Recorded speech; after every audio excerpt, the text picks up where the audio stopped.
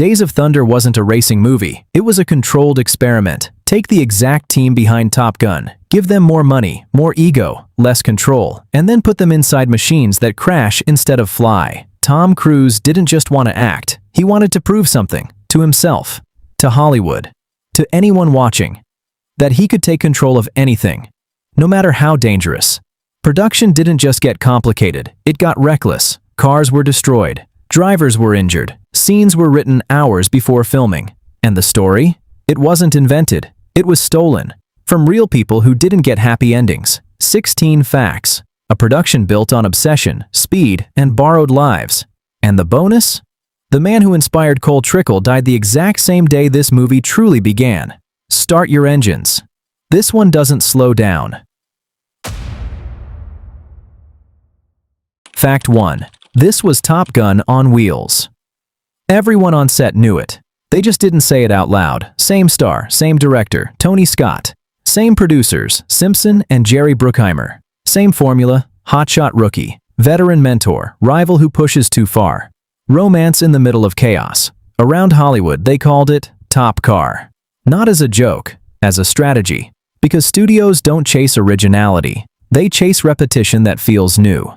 The idea was simple. Take something audiences already love and make it louder, faster, more dangerous. But here's the problem. Nobody wanted to admit. Jets don't touch. Cars do. And the second you introduce contact, you lose control. Fact 2. Paul Newman started this entire movie. This film exists because of one moment. Paul Newman put Cruise in a race car, not for a scene, not for a camera, for real. After filming The Color of Money, Newman, who was a legitimate competitive driver, introduced Cruise to NASCAR team owner Rick Hendrick. They handed him a real stock car. No safety net, no acting, just speed. Cruise drove, hard, fast, over 180 miles per hour. And when he got out, he didn't look shaken. He looked convinced. This wasn't inspiration, it was ignition. Because in that moment, Cruise didn't see a movie. He saw control, and he wanted it. Fact 3. Cruise didn't understand the rules. Cruise didn't grow up in racing. He didn't understand drafting, didn't understand why turning left at high speed was different from turning right, and he didn't believe anyone who told him until he tried it. NASCAR driver Hut Stricklin explained, stock cars are built to turn left. Cruise tested it. Left turn, clean, right turn, he spun, hard. The car slammed sideways and destroyed a mounted camera. That should have been the lesson. It wasn't. Because Cruise doesn't learn by avoiding danger. He learns by going through it and then doing it again. Fact 4. The movie entered real NASCAR races. Most racing movies fake it. This one didn't. 5 custom-built cars, engineered by Hendrick Motorsports, were equipped with cameras and entered into actual NASCAR races. Real tracks, real drivers, real speed. They qualified, they raced, they stayed at the back, and after about 100 miles, they dropped out. But they got what they needed. During the 1990 Daytona 500, something insane happened. Dale Earnhardt lapped the movie cars. That footage, it's in the film. This wasn't simulation, this was infiltration. Fact 5. There was no script. There was a screenplay, technically, but it wasn't finished, not even close. Robert Towne was rewriting scenes while cameras were rolling. Dialogue changed daily. Scenes shifted constantly. Storylines moved mid-production. At one point, Cruise had to read lines off cue cards taped to his windshield while driving. That caused a minor accident. After that, they switched to an earpiece. Think about that. This isn't filmmaking, it's controlled chaos, and somehow, it holds together. Fact 6. Cole Trickle was a real man. Cole Trickle isn't fiction. He's a shadow of a real driver, Tim Richmond, charismatic, reckless, unpredictable, and brilliant. Richmond didn't fit NASCAR, so he broke it. Then reality caught up. He contracted AIDS in the 1980s. NASCAR suspended him, officially for drug use. In reality, he tested positive for Sudafed and Advil. He died in 1989, age 34. And here's the part that hits harder. The day Richmond died was the same day Cruise brought Robert Towne to a race to start building this script. The movie didn't just borrow his story, it started the day his ended. Fact 7. Nothing in this movie is original. Every major character is real. Harry Hogg to Harry Hyde, Tim Daland to Rick Hendrick, Rowdy Burns to Dale Earnhardt. Even the weird scenes, real. Drivers racing rental cars, that happened. Ice cream bets, that happened. Threatening dinners with NASCAR executives, that happened. This film wasn't written. It was assembled. From stories told late at night, by people who lived through them. Up to this point, this movie feels reckless. From here on, it becomes something else. Not a production, a collision. Act 8. Duvall understood what this movie was really about while everyone chased speed. Robert Duvall slowed down. He didn't act. He studied. Crew chiefs, veterans, people who'd already peaked. He realized something nobody else did. This sport isn't about winning, it's about surviving long enough to matter. He played Harry Hogg like a man who already knew how this ends. Without him, this movie is noise. With him, it has weight.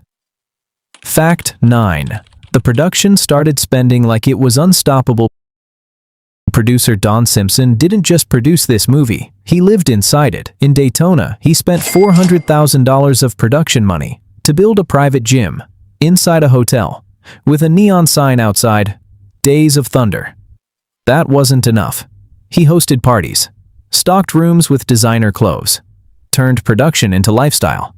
The original budget, $35 million. Final cost, $60 million. This wasn't overspending. It was escalation. Fact 10. They forgot the most important shot. After months of filming, they wrapped and realized something unbelievable. They never shot the car crossing the finish line. The one shot every racing movie needs. Gone. Missing. Never filmed. Post-production? 5 weeks.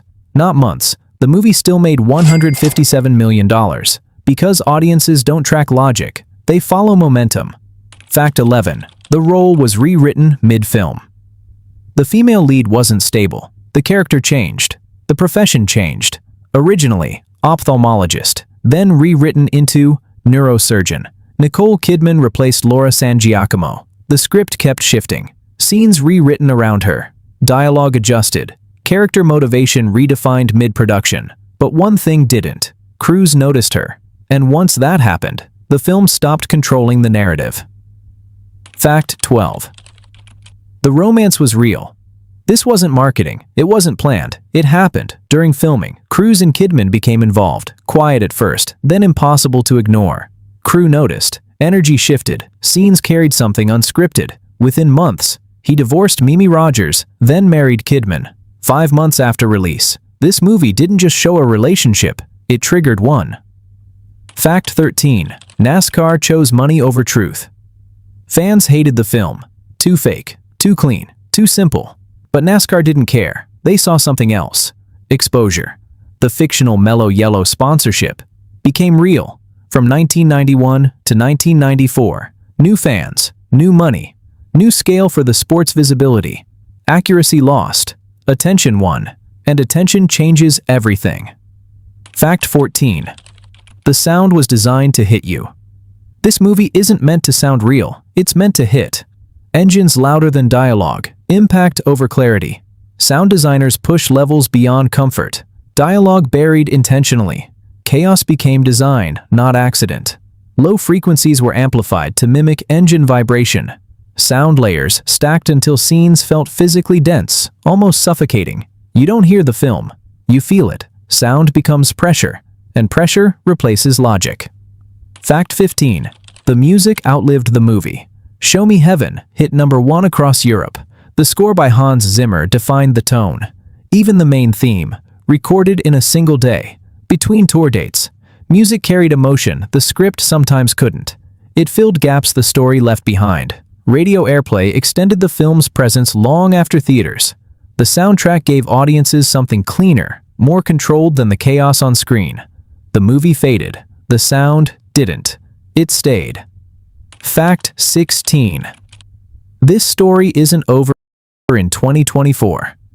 Tom Cruise announced a sequel. 34 years later. Same idea. Different control. He rejected earlier reboot attempts, shut down a streaming version, waited until he could shape it himself. Now the timing is different. The audience is different. The industry is different. But Cruise isn't. This time, He's not just the star, he's the system. And systems don't repeat mistakes. They evolve. Bonus. This movie couldn't even decide what it was called. 4 titles. Riders of the Storm, Born to Run, Daytona, Days of Thunder. Nothing stuck, because nothing about this production was stable. Not the script, not the budget, not the story.